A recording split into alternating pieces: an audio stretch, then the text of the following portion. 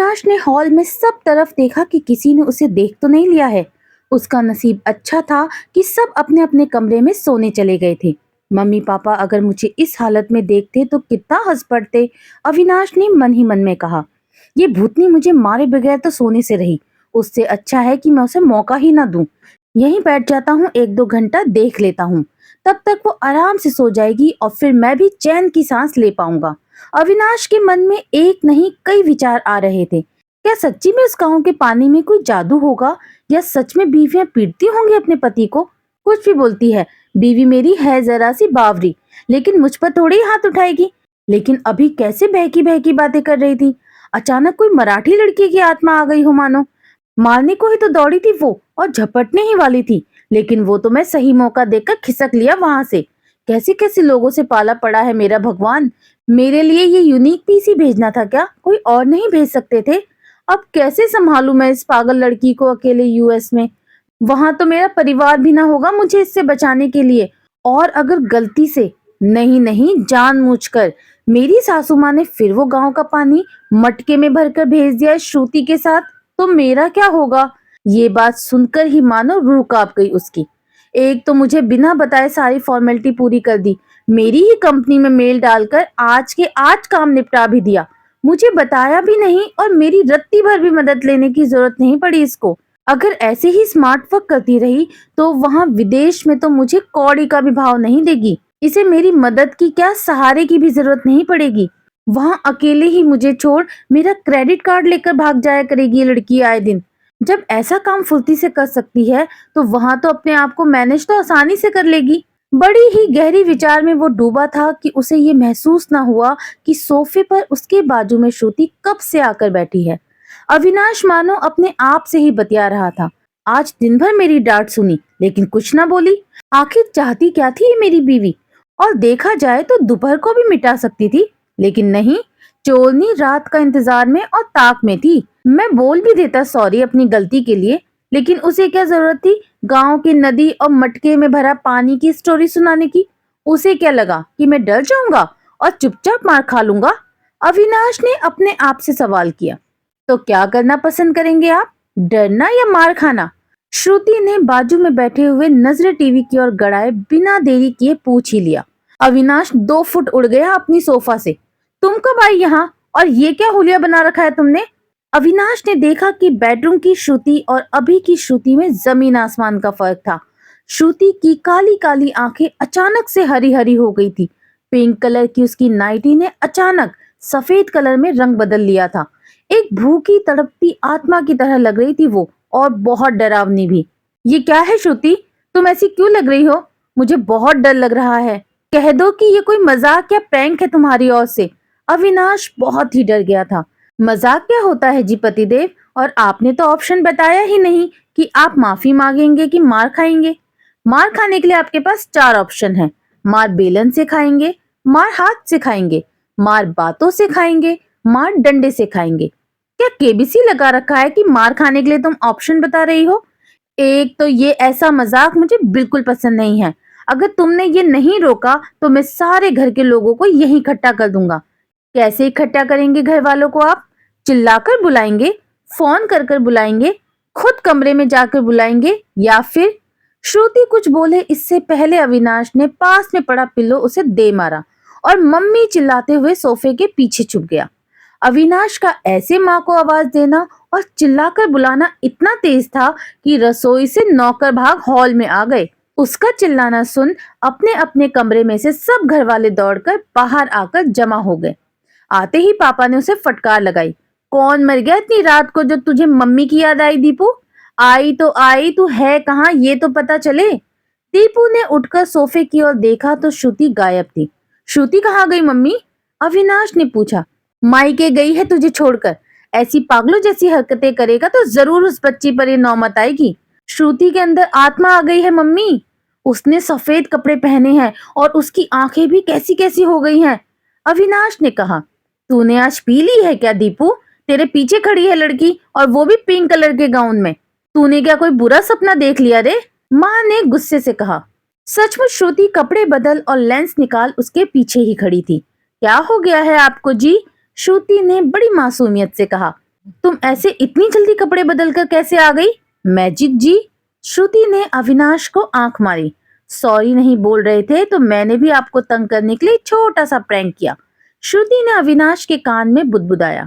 सब अविनाश और श्रुति को ही निहार रहे थे।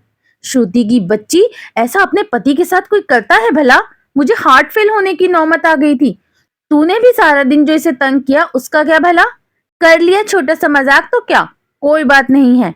माँ ने श्रुति की साइड ली। लेकिन अब तक मुझे सॉरी नहीं बोला मम्मी जी इन्होंने। देखो, अब रात होने को आई लेकिन ये अभी भी मुझे डांट ही रहे हैं। चल मिट्टी पाओ बिन बातों पर और बट्टी ले लो तुम दोनों। वैसे भी नींद की बैंड बजा दी तुम दोनों ने, तो थोड़ी देर सब यहीं बैठकर गप्पे लड़ाते हैं। पापा जी ने उपाय सुझाया। हाँ हाँ, मुझे भी नींद नहीं आ रही है, क्यों ना आइसक्रीम खाई जाए भाई। पलक ने आइडिया दिया। लेकिन घर पर होगी तो ना खाएंगे, माँ ने चिंता की। नो टेंशन मम्मी जी, मैं पलक के साथ घर आते ही कुछ फ्लेवर के आइसक्रीम लेकर आए थे। एक काम करते हैं कि मैं चारों फ्लेवर को ले आती हूँ। वनीला है, स्ट्रॉबेरी भी है, ब्लैक करंट भी है और इनका फेवरेट बटर स्कॉच भी है। श्रुति ने अविनाश को आंख मारी। श्रुति और पलक सबके लिए आइसक्रीम ले आई। सबने मिलकर काफी अच्छा वक्त बिताया और खाने का लुत्फ भी उठाया। सब सोने के लिए अपने अपने कमरे में चले गए और अविनाश राह देखता रहा कि सब रखकर कब श्रुति कमरे में आए। आज वो बेड पर अपनी स्टाइल से श्रुति से माफी मांगने वाला था। माफी भी मांगनी थी और श्रुति को स्वीट पनिशमेंट भी मिलने वाली थी। उसके कमरे में आते ही अविनाश ने पीछे से उसे अपनी बाहों में ले लिया। श्रुति को मानो कमरा बंद करने का भी मौका नहीं मिला और अविनाश की बाहों ने उसे जकड़ लिया। जल्द ही अविनाश की दी गई श्रुति के लिए सजा या दोनों के लिए मजा में बदलने वाली थी। यही तो सुखी जीवन की नींव होती है कि कितना भी झगड़ लो लेकिन आखिर रात होते ही दोनों एक दूसरे के साथ प्रेम के सागर में डूब ही जाएं। अविनाश ने दरवाजा बंद किया और साथ में रूम की लाइट्स भी। श्रुति को किस तरह माफी मांगे इसका तोड़ अविनाश के पास तो था ही, साथ ही अपने प्यार के इस एहसास से वो श्रुति के गुस्से को पिघलाने में कामयाब होने वाला था। कब गुस्सा और तकरार इकरार में बदल गया ये दोनों को भी पता न चला। जल्द ही दोनों एक दूसरे की बाहों में सोकर अपने विदेश जाने के सपने को संजोने में लगे हुए थे। सुबह होते ही श्रुति की सांस मानो अलग ही मोड़ पर थी। उठते ही उसे पलक और अविनाश की चिंता सताई जा रही थी। अभी तक अविनाश के बिना रहना सीखा नहीं था, लेकिन अब सीधे वो और बहू दोनों विदेश जाने वाले थे। विदेश का नाम सुनते ही उनका जी भर आया। दो आंसू छलक ही पड़े। चाय पीते पीते पापा ने ये बात ताड़ ही ली। कब तक अपने बेटे को अपनी साड़ी के पल्लू में बांध कर रखोगी भगवान? बेटे हैं वो पंछी की तरह, एक ना एक दिन अपने पंख पसार कर उड़ ही जाएंगे, और जा भी रहे हैं तो तरक्की के लिए ही ना, पापा जी ने माँ को समझाया।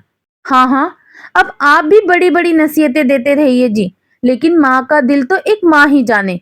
वो तो हमेशा यही चाहती है कि अपने जिगर का टुकड़ा हमेशा अपने दिल के आसपास रहे। मुझे क्या खुशी नहीं है उसके विदेश जाने की, लेकिन थोड़ा पास होता तो हर महीने हम भी हो आते उसके घर तो कितना अच्छा होता। उन दोनों की बातें पलक सुन ही रही थी। उसे बड़ी हंसी आ गई। तो मम्मी, आप चाहती हैं कि भाई पाकिस्तान में जाकर नौकरी करे या फिर पास ही बांग्लादेश भी है?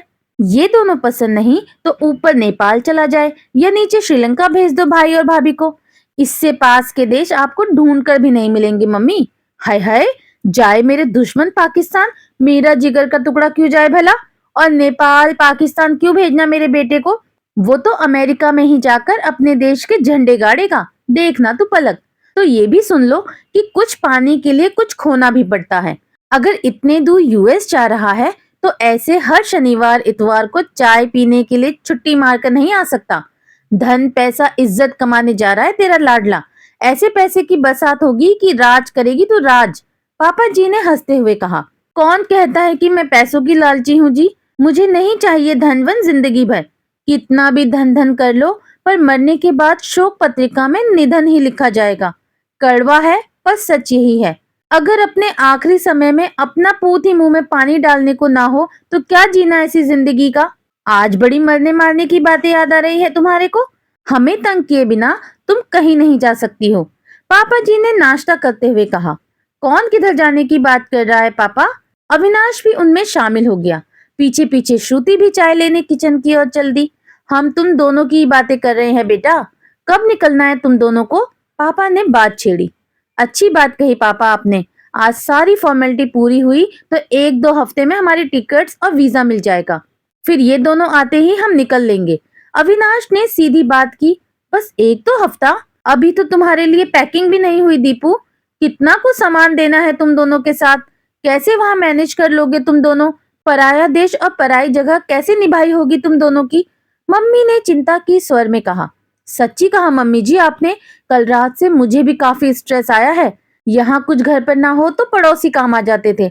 वहां पड़ोसी कैसे होंगे? हमारी चाय या चीनी खत्म हो गई तो कटोरा भर पत्ती या शक्कर देंगे ना? अगर नहीं दिया तो मैं अकेली क्या करूंगी? मुझे तो ऐसा स्ट्रेस है जैसे कि एक पानी पूरी मेरे मुंह में है, एक मेरे हाथ में है और एक मेरे प्लेट में पहले से ही है। और पानी पूरी वाला चौथी पूरी अपने हाथों में लिए मेरी ही तरफ देने के लिए घूरे जा रहा है। अब इतने स्ट्रेस में मैं पानी पूरी खाऊं तो कैसे खाऊं भला? श्रुति ने एक एग्जाम्पल देते हुए कहा। खाने के अलावा कुछ सोचता भी है तुम्हें श्रुति? ये नहीं कि इंपॉर्टेंट चीजों की लिस्ट बनाकर रख लो। जो चीज बेहद जरूरी है वही लेके जाएंगे हम। यूं समझ लो कि आने वाले 15 दिन है तुम्हारे हाथ में। जितनी तैयारी कर सकती हो कर लो। मैं ऑफिस के लिए निकलता हूँ, तुम लिस्ट बनाकर रख लो श्रुति। रात को आकर मैं भी मदद करूंगा और चेक भी कर लूंगा। अविनाश निकल गया, लेकिन स्ट्रेस श्रुति और मम्मी जी को दे गया। तू मेरी बात सुन तो साथ में 2 सूटकेस खाने का सारा सामान ले जा श्रुति। वहां आजू बाजू किसी से मांगने से अच्छा है कि अपना खाना अपने पास रहे। आखिर आदमी जीता किस लिए है? खाने के लिए। और खाता किस लिए है? जीने के लिए। इसलिए पहले तू आराम से मेरे साथ बैठकर खाने की लिस्ट बना ले। श्रुति ने हाँ कहकर सिर हिला दिया। मैं पहली बार बाहर देश जा रही हूँ ना मम्मी जी, इसलिए मुझे भी वहां के तौर तरीके कुछ पता नहीं। आपने ये अच्छी बात कही कि अपना टिफिन अपने साथ ही रहे तो अच्छा है। लिस्ट में सबसे पहले अचार की बोतल लिख लेती हूँ। वहां सॉस और जैम तो होंगे, लेकिन अचार पापड़ नहीं मिलेंगे। श्रुति ने शंका जताई। हाँ हाँ, सही कहा बहू तूने। मैं तो कहती हूँ कि घर का बना हर तरह का पूरा अचार तू ही ले जा। मैं यहाँ फिर से बनवा लूंगी, लेकिन तुम लोगों को वहां कम ना पड़े। साथ में पापड़, मठरी, सूखी कचौड़ी भी पैक करवा लेते हैं। नमकीन और लड्डू भी लेके जाओ। पता नहीं वहां का खाना कैसा होगा। फिल्मों में तो बस ब्रेड और चाय ही खाते देखा है उन गोरे लोगों को। खाने में घास फूस और शराब के अलावा कुछ खाते ही नहीं होंगे। तू एक काम कर श्रुति, अपने ससुर जी के साथ जाकर अपने पुराने किराने की दुकान से 100-100 किलो बासमती चावल और अच्छा से गेहूं का आटा लेते जाओ तुम लोग वहां। कहाँ हमारे इधर चक्की होती है गेहूं पीसने के लिए, वैसी दुकान होगी या नहीं? 100-100 किलो ले गए तो साल भर तुम दोनों की चिंता ही मिट जाएगी ना। साथ में दाल भी लेके चले जाना। पता नहीं वहां की पॉलिश दाल आप लोगों को पचेगी भी या नहीं। हाय हाय, पचने से याद आया, दीपू का पेट हर नई जगह बिगड़ ही जाता है। पाचन चूर्ण की गोलियां और पतंजलि का अश्वगंधा चूर्ण भी ढेर सारा लेते ही जाना तुम श्रुति। वहां अगर ये लड़का धमाके करता फिरेगा तो कहीं पूरी सोसाइटी में हाहाकार न मच जाए। मम्मी जी ने हंसते हुए कहा। अविनाश के पेट की बात सुनकर श्रुति को भी हंसी आ गई। ये तो सबसे पहले लेना होगा मम्मी जी। मैं नहीं चाहती कि वहां के लोग आते ही मुझे ताने कसे कि अकेली नहीं आ सकती थी, जो साथ में ऐसे अनुपम को ले आई हो जो कभी भी ब्लास्ट या वातावरण प्रदूषित कर सकता है। और एक बात बेटा, तेरे मायके से अगर कोई प्यार से कोई चीज खाने की साथ में दे तो मना ना करना। प्यार से बड़ों का आशीर्वाद समझ कर ले लेना। अब तो उन्हें भी कहाँ बार बार तुमसे मिलना होगा। मैं तो कहती हूँ कि तुम दोनों जाने से पहले उन्हें सब लोगों को हमारे घर खाने पर ही बुला लो। साथ में समय बीतेगा तो उन्हें भी अच्छा लगेगा और तुम्हें भी। मम्मी ने जैसे श्रुति और पलक दोनों की मन की बात छेड़ दी। दोनों ही चाहते थे कि कुछ दिन और कानपुर जाने से ये लोग रुक जाएं। श्रुति और पलक दोनों निकल पड़ी थी अपनी मिशन ससुराल रोकने के लिए। श्रुति जानती थी कि पलक अपने मंगेतर को मुंबई रोकने के लिए उसका साथ जरूर देगी। गाड़ी पलक ही चला रही थी। उसका मूड और अच्छा करने के लिए श्रुति बोल ही पड़ी। वैसे तो मेरा भाई बड़ा ही सीधा साधा है पलक जी, लेकिन अगर उसे कोई प्यार से जरा सा सहारा दे दे तो वो जान भी देने को राजी हो जाता है। तुम्हें बस मेरे यानी कि अपने मंगेतर को मनाना है।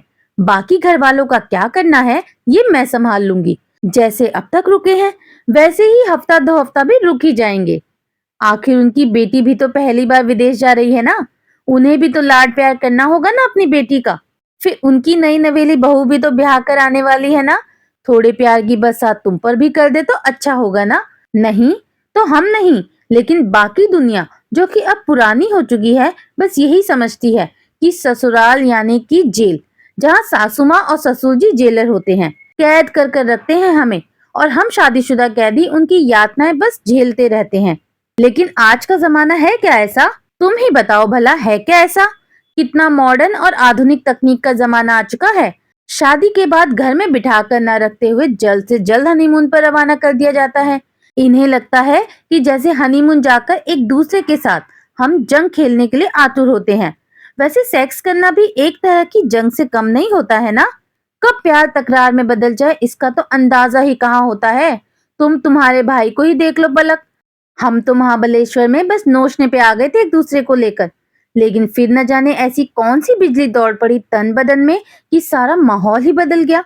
लड़ाई देखते ही देखते प्यार में बदल गई और फिर हो गया स्यापा। श्रुति ने शर्माते हुए कहा। आप भी बड़ी अजीब हो भाभी। कहाँ की बात आप कहाँ से कहाँ ले गई। जब भाई सामने होते हैं तो हमेशा झांसी की रानी की तरह उनसे लड़ पड़ने के लिए एक पैर पर तैयार रहती हैं, और अब जब भाई यहाँ नहीं है तो बड़ा प्यार उमड़ कर आ रहा है उन पर। अब हम हैं इसलिए आप लोग जरा लगाम में हैं। मुझे तो डर है कि कहीं यूएस में जाकर आप दोनों को ही एक दूसरे का सामना करना पड़ा तो क्या होगा। जरूर आप एक दूसरे को काट खाओगे। पलक ने हंसते हुए कहा। हाँ हाँ, टेंशन तो मुझे भी है पलक। यहाँ एक डायन तो पहले से ही मेरी छाती पर मूंग दल रही है। कल ही तो उस मोना की चुटिया काट कर आई हूँ मैं। मुझे तो डर है कि जिस तरह मैं उसकी पूंछ पर पैर रख के आई हूँ ना, जरूर वो नागिन मुझे काट या डस लेगी। ये बला मेरी जिंदगी से कब जाएगी ये तो बांके बिहारी भी नहीं बता सकते। श्रुति ने एक लंबी सांस भरी। वैसे पिछली बातों को लेकर मैं आपसे माफी मांगना चाहती हूँ भाभी। मैंने काफी गलतियां की और आपको और भाई को तकलीफ में डाल दिया। मेरी नादानियां कहो या फिर पागलपन, मैंने घर वालों को बहुत दुख के साथ चोट पहुंचाई है। अब मैं ऐसी गलती दोबारा नहीं करूंगी भाभी। मुझे अब सच्चा प्यार करने वाला मिल चुका है। बस अब थक चुकी हूँ ये जिंदगी जीकर। अब तो लाइफ सेट करने की कोशिश भी रहेगी और मेहनत भी। पलक ने बड़ी ही दृढ़ता से कहा। बड़ी सुधर गई हो तुम पलक। वाकई में बड़ा प्यार आ रहा है तुम पर। बस ऐसे ही अपनी चिकनी चुपड़ी बातों से मेरे भाई और घर वालों को खुश करते रहो और राज करते रहो। एक बहन और बेटी के लिए और खुशी की बात भला क्या हो सकती है। श्रुति ने हंसते हुए कहा। हंसते खेलते और खिलखिलाते गाड़ी कब मामा जी के घर पर आकर रुकी दोनों को पता ही नहीं चला। गाड़ी को भीतर लाकर दोनों ननद और भाभी घर में दाखिल हुई। मम्मी, चाची, मामी। श्रुति मानो चिल्लाते आ रही थी। ये लड़की कभी नहीं सुधरेगी जिंदगी में। शादी हो गई और ये लड़की से औरत बन गई, लेकिन अकल नहीं आई अब तक। अब ये ऐसा चिल्लाना भला शोभा देता है इस लड़की को। कितनी दफा कहा है कि जरा लिहाज रखा करे बड़ों के सामने। पल्लू तो बिना देखे कह सकती हूँ कि सर पर होगा नहीं। मैं भी क्या बकवास किए जा रही हूँ। इस पागल लड़की ने साड़ी पहनी होगी तो पल्लू होगा ना। बांस की तरह लंबी हो गई, लेकिन अकल इसकी अभी तक भैंस बराबर ही रहेगी। अब तो इसे एक तो सबक सिखाती हूँ या फिर दो रपटे लगाती हूँ कि ये थोड़ी सुधर जाए। माँ किचन से ही खुद ही बड़बड़ाते आई जा रही थी। माँ को देखते ही मानो श्रुति के पंख लग गए। लपक कर उसने माँ को गले लगा लिया और दो चार चुम्मी चाटी कर दी। राम राम राम राम, भगवान बचाए मुझे इस नादान ना समझ लड़की से भला। ऐसा कौन बर्ताव करता है श्रुति। और तू जरा मुझे बता कि कुछ दिन के लिए तू साड़ी नहीं पहन सकती क्या? ससुराल वाले भी तो खुश रहेंगे। साड़ी से तेरी दुश्मनी है? मुझे समझ नहीं आता। पता है कि तेरे पर लग गए हैं। अब विदेश जाकर तो तू अपनी ही मनमानी करेगी। कर भी ले, लेकिन कान खोलकर सुन ले लड़की तू। यहाँ तो कुछ दिन सलीके से रह ले। ये स्लीवलेस ड्रेस क्या पहना है और दुपट्टा कहाँ झाड़ू मारता आ रहा है तेरा? माँ ने फिर डांट लगाई। मेरी पुराने जमाने की शशिकला माँ, छोड़ो कल की बातें, कल की बात पुरानी। नए दौर में लिखेंगे हम मिलकर नई कहानी। हम नए जमाने की नारी, हमने जो चाहे करने की है ठानी। हम करते रहेंगे मनमानी। श्रुति अपनी ताल में गाए जा रही थी कि माँ ने उसे सर पर एक लगा के रख दी। तू दो बच्चों की माँ भी बन गई ना, तो भी कोई असर नहीं होने वाला है तुझ पर। सुना तूने? और बकवास अपनी बंद कर और सीधे तरीके से बता कि अब कौन सा बहाना बनाकर तू यहाँ आ धमकी है। माँ ने मुद्दे की बात कही। कैसी बोरिंग माँ मिली है मुझे भी इस जमाने में, भगवान जाने। ये नहीं कि बेटी ससुराल से आई है तो जरा आओ भगत करे, लाड प्यार से गले लगाकर माथा चूम ले। लेकिन नहीं, मुझे तो बस तुमने ताने देने के लिए ही पैदा किया है मानो। हमारे लिए तो बस मेरी मामी और चाची ही सगी हैं। तुम तो बस मुझे झिड़कने में कोई कसर नहीं छोड़ी माँ। आंखें खोलकर देखो जरा कि अकेली नहीं आई हूँ, साथ में आपकी इकलौती बहू को भी लेकर आई हूँ। क्या शोभा देता है उसके सामने अपनी सगी बेटी को ऐसे फटकार लगाते हुए आपको? क्या सोचेगी आपकी होने वाली बहू कि क्या डेंजर सास पाई है मैंने? अगर बेटी के साथ दुर्व्यवहार कर सकती है तो मैं तो बाहर वाली हूँ। कहीं शादी से पहले ही आपके और उसके यानी कि सास बहू के रिश्ते में दरार ना आ जाए। एक बेटी होकर मैं आपके बारे में इतना सोच रही हूँ और एक आप हैं जो मुझे ही जली कटी सुना रही हैं। पलक को देखते ही माँ थोड़ा भाप गई। कहीं इसने हमारी सारी बातें तो ना सुन ली होंगी। माँ देख रही थी कि पलक को किसी का फोन आ गया था, सो वो बरामदे में जाकर किसी से बातें कर रही थी। बस बस, चुप कर अपनी नौटंकी और आग गले लग जा अपनी माँ के। माँ ने बात को संभाला। मेरी जूती लगेगी गले अब आपके माँ। मैं तो मामी की गोद में जाकर गिर जाऊंगी और उनसे प्यार की भीख मांगूंगी, लेकिन आपके गले न लगूं। आपका तो प्यार भी बढ़ चुका है मम्मी। चाची और मामी से ही काम चलाना पड़ेगा। लेकिन एक बात सुन लो मेरी आप भी, विरासत में जो भी हिस्सा है मेरा वो मैं लेकर ही रहूंगी। सारा का सारा बस आपके बेटे के गले में उतरने तो दूंगी नहीं मम्मी। श्रुति ने अकड़ से कहा। मत सुधर तू पगलेट लड़की, पागल की तरह बातें करती रह और पागल करके छोड़ मुझे भी। माँ ने पलक की ओर जाते हुए कहा। यहाँ मामी से मिलते ही श्रुति मानो भाव विभोर हो गई। ऐसा प्यार मुझे विदेश में कौन करेगा मामी? चाची भी तो नहीं होगी वहां। आप लोग ऐसा क्यों नहीं करते कि हमारे साथ आप लोग भी चलो यूएस? जब तक मेरा मन वहां लग नहीं जाता तब तक आप दोनों हमारे साथ ही रहो। एक बार हम सेट हो जाएं तो आप वापसी के लिए निकल लेना, श्रुति ने मठरी खाते हुए कहा। इधर पलक बातों को खत्म कर मुड़ी ही थी कि सामने सासू माँ को देख थोड़ा डर गई। प्रणाम मम्मी जी। झट झुककर उसने उनके पैर छुए। जीती रहो बेटी, सदा सुखी रहो। माँ ने भर भर कर आशीर्वाद दिया। वो मम्मी ने भेजा था आप लोगों से मिलने और बात करने के लिए। मम्मी पापा आना चाहते थे लेकिन कल परसों ही आकर गए, इसलिए हमें भेज दिया। पलक ने आने का कारण बताया। बाकी बातें बाद में करेंगे बेटा, अंदर घर में चलो अभी। बाहर काफी धूप है, तुम्हारा रंग सांवला पड़ जाएगा। माँ ने पलक को भीतर लाया। हॉल में चाची और मम्मी भी थी। उनको देखते ही पलक ने उन दोनों के पैर छूकर भी आशीर्वाद ले ही लिया। हाय, कितनी संस्कारी बहू मिली है मुझे। मेरे तो भाग ही खुल गए इसे पाकर। देखा, आते ही बड़ों के पैर छूकर उनका आशीर्वाद लेना पड़ता है। और एक तू है श्रुति जो चिल्लाते हुए सारे घर को अपने सर पर उठा लिया है। मामी और चाची ने भी पलक का स्वागत किया। तुम दोनों ने इस वक्त कैसे आना किया बेटा? मामी ने पानी देते हुए पूछ ही लिया। आज सुबह ही आपके दामाद ने एक एटम बम फोड़ा है मामी, श्रुति ने सस्पेंस में कहा। क्या भला? चाची को कुछ समझ न आया। सब बताती हूँ और विस्तार से बताती हूँ, लेकिन पापा, मामा जी और चाचा जी कहीं दिखाई नहीं दे रहे, श्रुति ने पूछा। तीनों नहीं, चारों तेरे मामा के कारखाने को देखने गए हैं। घर बैठे बोर हो रहे थे तो सोचा कि थोड़ा जी बहल जाएगा अगर कारखाने हो आएंगे तो। अभी आधा घंटा ही हुआ है जाकर, उन्हें आने में 1-2 घंटा तो लग ही जाएगा। तब तक हमें बता दो बात क्या है। दामाद जी ऐसी कौन सी खुशखबरी सुना रहे हैं? कहीं तुम हमें वो वाली तो गुड न्यूज नहीं दे रहे हो ना? माँ ने खुशी से पूछा। अब वो वाली गुड न्यूज क्या होती है मम्मी? फालतू में आप बीरबल की खिचड़ी ना पकाएं। कुछ हुआ नहीं कि पूछ ही लेते हैं कि खुशखबरी कब है, जैसे अब शादी इनके लिए इस वजह से की हो कि हम हर 4-5 महीने में बच्चा पैदा करते फिरें। अभी तो एक दूसरे को जाने तक नहीं है और इन्हें हमारी कार्बन कॉपी चाहिए। पहले हमें तो ठीक ढंग से प्यार कर लो मम्मी, फिर अपने परपोतों पे प्यार बहाते रहना। श्रुति ने भी ताना मारा। तो फिर ऐसी कौन सी बात है जो तू बताने आई है? चाची ने पूछा। हम दोनों यानी कि आपके दामाद और मैं अगले हफ्ते में ही यूएस के लिए निकल रहे हैं। हम एक बार गए तो फिर साल भर तो आएंगे नहीं, क्योंकि आप जानते हैं कि यूएस कितना दूर है, श्रुति ने खुशी से कहा। इतनी जल्दी ये कैसे हो गया? तुम लोगों का कागज लिखावट तो अभी बाकी थी ना? मामी ने उदास होते हुए कहा। हाँ, और 1-आध महीना भी था ना निकलने को, ऐसे अचानक कैसे हो गया सब? चाची से भी रहा नहीं गया। तीनों औरतें मानो दुखी हो गईं कि अब श्रुति उनसे दूर चली जाएगी। वो चिल लेडीज, मुझे तो लगा कि आप लोग खुशी से झूम उठेंगे, लेकिन आप लोग इतने उदास क्यों हो? श्रुति को समझ नहीं आ रहा था। अब आगे क्या होगा दोस्तों? क्या श्रुति जो चाहती है कि उसके पेरेंट्स और ज्यादा रुके मुंबई में, वो पॉसिबल होगा, या फिर उसके पेरेंट्स को जाना पड़ेगा वापस कानपुर? ये सब जानने के लिए बने रहे मेरे यानी कि आराधना वॉइस के साथ। दोस्तों, प्लीज मेरे चैनल को ज्यादा से ज्यादा सब्सक्राइब करें। मुझे आपके प्यार और सपोर्ट की बहुत जरूरत है। आज की कहानी का ये पार्ट आपको कैसा लगा मुझे जरूर बताइए और अपने दोस्तों में शेयर भी कीजिएगा। मिलती हूँ बहुत जल्दी इस कहानी के अगले भाग में। तब तक के लिए बाय बाय।